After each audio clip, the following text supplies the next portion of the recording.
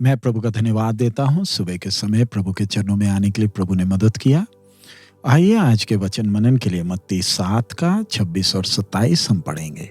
परंतु जो कोई मेरी ये बातें सुनता है और उस पर नहीं चलता, वह उस निर्बुद्धि मनुष्य के समान ठहरेगा जिसने अपना घर भालू पर बनाया, और मेघ बरसा और बाढ़ आई और आंधियां चली और उस घर से टकराई और वह गिरकर सत्यानाश हो गया। हम पिछले दिनों में ध्यान दे रहे थे कैसे वो बुद्धिमान और उस मूर्ख ने अपने घर बनाए, दोनों का काम पूरा हो गया। वो बुद्धिमान व्यक्ति ने मूर्ख की तुलना में ज्यादा समय और ज्यादा मेहनत लगाया। जब वो मूर्ख अपना घर बना चुका और उसका उद्घाटन कर रहा था, दुनिया उसके काम को देखकर उसकी प्रशंसा कर रही थी कि कितना जल्दी उसने अपना काम पूरा कर लिया, जबकि वो बुद्धिमान अपना घर बना ही रहा था। लोगों की प्रशंसा पाना ज्यादा मुश्किल काम नहीं है, लेकिन ध्यान रखें, परमेश्वर हमारे विचारों को, हमारे दिल की बातों को जानता है। जब से हम यीशु के पीछे चले हैं, हमारी अंदर की सोच क्या स्वर्ग देखती है। बाहर से देखने का दोनों घर एक जैसे हैं, लेकिन जब जीवन में संकट और कष्ट आए तब दोनों के बीच का अंतर दिखता है। हर एक व्यक्ति को अपने जीवन में संघर्ष का सामना करना है, परीक्षा का सामना करना है, लेकिन फर्क किधर है? जबकि मूर्ख ने, जिसने रेत पर घर बनाया था, एक छोटी सी संकट आते ही उसका घर ढह गया। लेकिन जिसका घर वो चट्टान पर बना था, कितने तूफान और आंधी आए, लेकिन फिर भी मजबूत नींव पर होने के कारण जयवंत हुआ। ये ना सोचे कि हम प्रभु को प्यार करते और उसकी आज्ञा को मानते तो परमेश्वर हमें सब संकट से बचाए रखेगा। बिल्कुल नहीं, बिल्कुल विपरीत, वो हमारे जीवन में और तूफान को आने देगा ताकि हम और बलवंत हो जाएं और सारी दुनिया के सामने ये प्रमाण दे सके कि मसीह के द्वारा हम कितने शक्तिशाली हैं। परमेश्वर कभी बदलता नहीं। पुराने नियम के संतों के साथ भी परमेश्वर ने ऐसा ही व्यवहार किया। उनके जीवन में कितने संकट आए, लेकिन वो जयवंत निकले। और जो परमेश्वर पर भरोसा करते थे, उनके लिए वो आशीष का कारण बने, हौसला का कारण बने, और परमेश्वर ने उन्हें ये सब परिस्थितियों को सामना करने के लिए बलवंत किया। यदि परमेश्वर पुराने नियम के संतों के साथ इस प्रकार व्यवहार किया, तो क्या हमसे अलग व्यवहार करेगा? हमें उनसे अधिक और कष्टों को सामना करना है, क्योंकि हमें उनसे भी एक ऊंचे बुलाहट से बुलाया गया।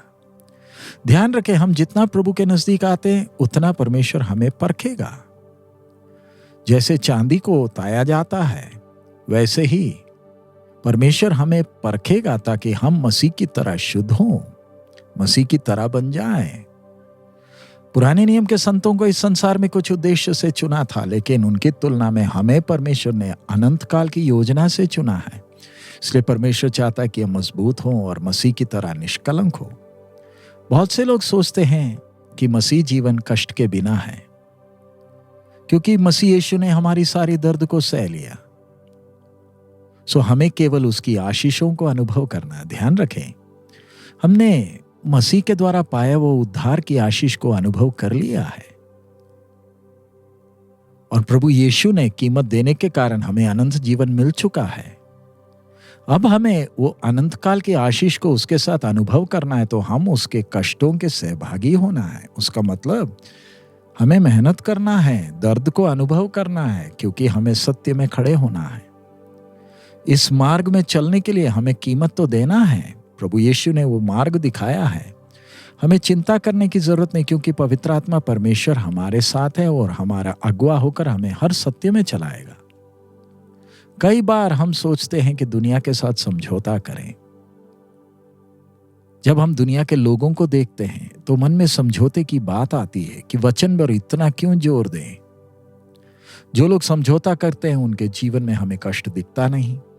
लेकिन अगर हम यीशु को देखें और मसीह का मन हम में हो, और अगर हम मसीह को प्यार करें, तो हम कितना भी कीमत देने को तैयार हो जाएंगे उसके वचनों पर चलने के लिए। पवित्र आत्मा परमेश्वर हमारे जीवन को बनाने के लिए समय लेगा। हमारा स्वभाव एक ही दिन में नहीं बदलता। हमें परमेश्वर की आत्मा के अधीन होना है। हमारे अंदर का पुराना मनुष्य परमेश्वर से बलवा करेगा। हमें अपने आप को जांचना है। मन फिराना है और परमेश्वर के मार्ग के लिए समर्पण करना है। आइए हम अपने आप को जांचें, क्या मेरा जीवन सच्चे उपदेश के ऊपर बना है या हम बाहरी जोश में अपना जीवन बिता रहे हैं। हम इस बात को याद करें कि परमेश्वर हमारे जीवन में अनुभूति देने वाले कष्ट अकेले नहीं, परमेश्वर की आंख भी हमें देख रही है। हमारे काम परमेश्वर के आग जैसे आंख जांचता है। अगर हमारा काम भूसा का, घास का या लक्कड़ का या नाश होने वस्तुओं का बना है तो कुछ ही समय में वो भस्म हो जाएगा। लेकिन बिल्कुल विपरीत, अगर वो सोना, चांदी और बहुमूल्य पत्थरों से बना है तो कष्ट उसे और शुद्ध करेगा। सो आइए इन दिनों में हम बुद्धिमान मनुष्य की तरह केवल वचन सुनने वाले ना बने, वरन उस वचन के अनुसार चलने वाले हो जाएं। दुनिया हमें मूर्ख कहेगा, लेकिन हम अंत में जयवंत निकलेंगे, परमेश्वर की नजर में बुद्धिमान निकलेंगे। उसके लिए प्रभु हम सबको मदद करें। आइए हम प्रार्थना करें। हमारे अनुग्रहकारी पिता, हम आपका धन्यवाद देते हैं इस अच्छे समय के लिए, आपके पवित्र वचन के लिए, जो हमारे जीवन के लिए सिद्धांतों को सामने रखता है। प्रभु, दुनिया जब समझौता करती है, अपने मर्जी से चलती है, प्रभु आपके सच्चे वचन के अनुसार चलने के लिए कितना भी कीमत हो, इस सत्य में खड़े रहने के लिए आप हमें मदद करें। ज्ञान और समझ दे बाप, आपकी आत्मा हमें बनाए, आपको प्रसन्न करने वाला जीवन हमारा हो जाए। सब महिमा आप ही को देते हैं, यीशु मसीह के मधुर नाम से मांगते हैं, आमीन। हमारे प्रभु का आगमन नजदीक है। सो आइए इन दिनों में प्रभु की आत्मा के हाथ में अपने आप को सौंपे। प्रभु की इच्छा के अनुसार चाहे कितना भी कीमत देना पड़े, चलने के लिए मन बना लें। प्रभु हमारे साथ है, हमें बलवंत करेगा।